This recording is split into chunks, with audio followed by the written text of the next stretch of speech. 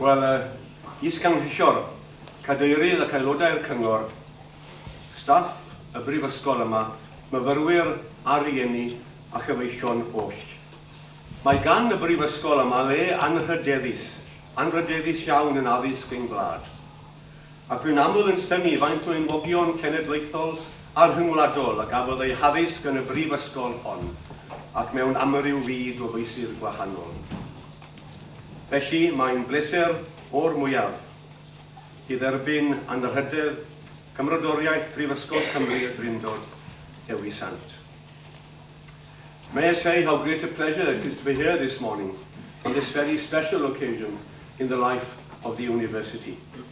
I've just been saying that it has an honourable place in the educational life of Wales, and indeed many of its former students have excelled themselves in so many different fields, going on to gain not only national but also international recognition. I hasten to add that I am not one of them. I left school, as you've heard, at the age of 16 years to become a young police cadet. I never entered the world of academia. I never held a post which endeared itself to the public. And so to be here this morning to be awarded the honorary fellowship of this university was beyond my wildest imagination. Do you know that despite my rugby prowess as a young man, I was never invited to play for the Old Boys 15 against the school in their annual match. That was seen in those days as a preserve of college boys. I suppose being someone, as they say, was a qualification for invitation. And yet here I am today, being recognized by this university. I think it says more of the university than it says of me. My sincere thanks for this honor. And I would like to think that this invitation is a public statement of appreciation and of a principled approach by this university in recognizing that humbly serving one's community is a prize in itself. I'm sure we all appreciate that in building a safe, just and tolerant society in which the rights and responsibilities of individuals, families and communities are fostered, maintained and properly balanced, we need a wide diversity of skills, be it artisan or academic. And the Vice-Chancellor has already referred to this. What is important? To try your best to provide some added value to their society, in whatever form, from the humblest to the greatest. Many people consider the town of Carmarthen to be the land of milk and honey. And yet Richmond Park, home of Carmarthen Town Football Club, is surrounded by poverty, with areas in the bottom 20% of the most deprived areas in Wales, and Wales is one of the poorest areas in Europe.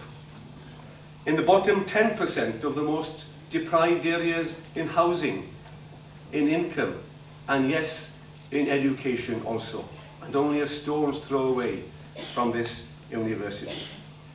And yet another area, less than a mile away, is the second most affluent area in Carmarthenshire. Such a situation is not a properly balanced community, when schools in the deprived areas have nearly 40% of their children in receipt of free school meals. All of this is not just a matter for the university, for the local authority, or for the Welsh Assembly Government, for I passionately believe that communities must be shaped by the needs, views and efforts of its citizens. For communities will receive the level of criminality they deserve and the level of lawfulness that they will insist upon. And this principle equally applies to every facet of our day-to-day lives. But many people will need help. And I am pleased to say that the Football Club of Carmarthen and this university are currently developing a partnership to help tackle that poverty agenda, to help to address some of the social inequalities of those poverty areas here in Carmarthen, and to provide a range of health and well-being related activities in those deprived areas. I know of the pride felt in the rich sense of community conscience that is found in this university, which I know is a reflection of its values and aspirations. I am grateful to this community. I am grateful to this university as is the community in which it is rooted. In conclusion, let us ponder the words of Nelson Mandela, soon after he left his prison cell after more than 20 years of incarceration.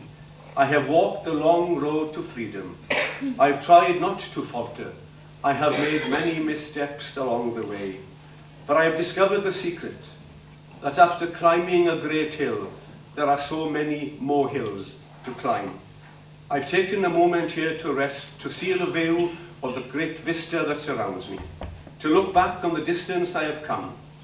But I can rest only for a moment, for with freedom comes responsibilities, and I dare not linger, for my walk is not yet ended. It is only just beginning. And in reflecting on those words, I'm sure many of those words will equally apply to many of us here today, particularly perhaps the graduates, as they face the challenges, not problems, as they face the challenges of life ahead of them. I wish you well. Pob lwc felly i'r graddedigion. Diolch yn fawr i chi, a phob enwi.